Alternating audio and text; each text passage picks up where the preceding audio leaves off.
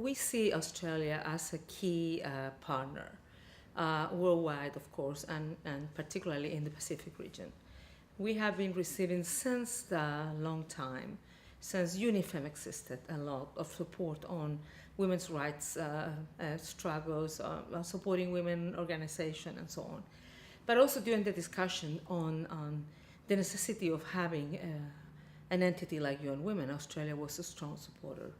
And now, existing as UN Women, we have received a very, very strong support from the Australian government, from AUSAID, in terms of political, I would say, support, but also financial support.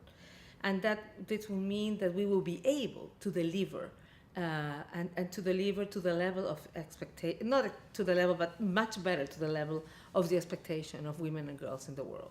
So for us, it's really a relevant partner. And we're really also very happy because Australia is doing a job in both areas, internally, improving women's condition, because our mandate is universal. It's not only for the developing world, but also their cooperation, international cooperation, and developing assistance on developing countries. So we're looking forward to continue strengthening this cooperation and continue working to improve, to ensure a world where women and girls are as equal as boys and men.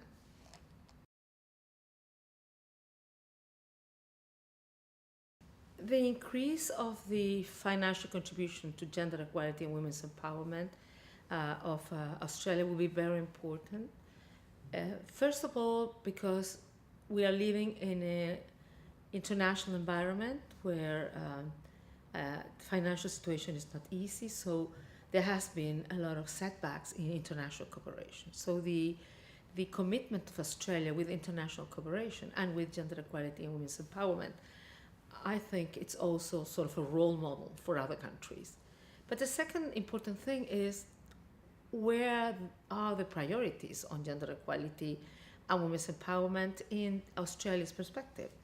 And it's on the right things, because it speaks about how we ensure that women have a voice that can be heard and can be influenced on decision making, and how we have more women in decision making positions in politics, but also in the economy, and how we incorporate women in the economy, and we ensure that they can generate an income that will improve their lives, get out of poverty, and have a better perspective. The other third area that is a common, I would say, priority between UN Women and Australia is ending violence against women. And we know that ending violence against women is the most pervasive human rights in the world. But of course, this region has particular, and particularly in the Pacific region, has some particularity that needs much bigger support. But also, of course, health, education, and so on.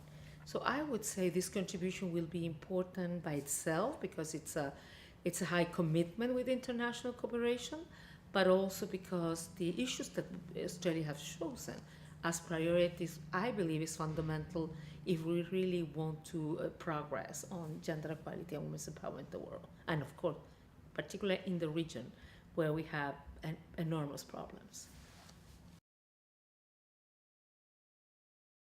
I could mention some particular achievements, because as I mentioned, we have been working in all these different areas.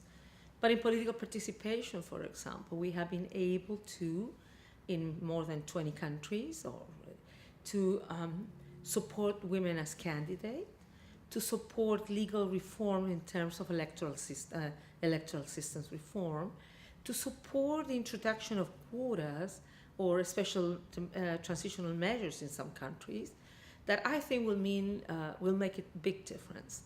And there has been a lot of support on women and their political participation at the council level. And this will be a continuing trend that I think will be very important. As a matter of fact, we already have seen some progress on this regard. In the PNG, for the first time, 3 women were elected parliamentarians. And that was thanks to a program developed by the National Council of Women, but supported by UN Women by Australia. In other countries in the region, Samoa, Solomon Islands, they will introduce quotas that I think it will mean that we can really advance. The second area is economic. We have different areas in the economy And probably soon we will be able to even expand some of those programs. But one of the things, the programs that I want to mention, it's the project of market vendors that tries to look at how we improve women's situation in a more comprehensive way. I mean, women, of course, to improve their capacities of vendors at the marketplace, but also to ensure that the market's a safe place for them, from how they sleep there to be able to be early in the morning doing their sales, how they can have child care, etc. All kinds of initiatives, very comprehensive initiative that has permitted to that women to generate an income, to give their families better opportunities, but also do their activity in a better way. And the last, I would say, example I would like to share is safe cities. For example, in Port Moresby, there is the Safe Cities project, and where, and on Fiji, that's a very important also initiative. We're working with community at the community level.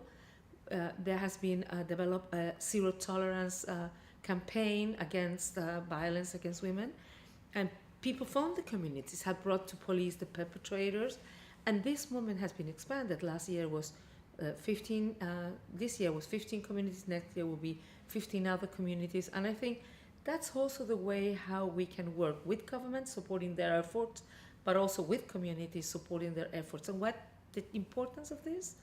Not only that we have been able to avoid impunity, but also men are changing their mindset, their behavior.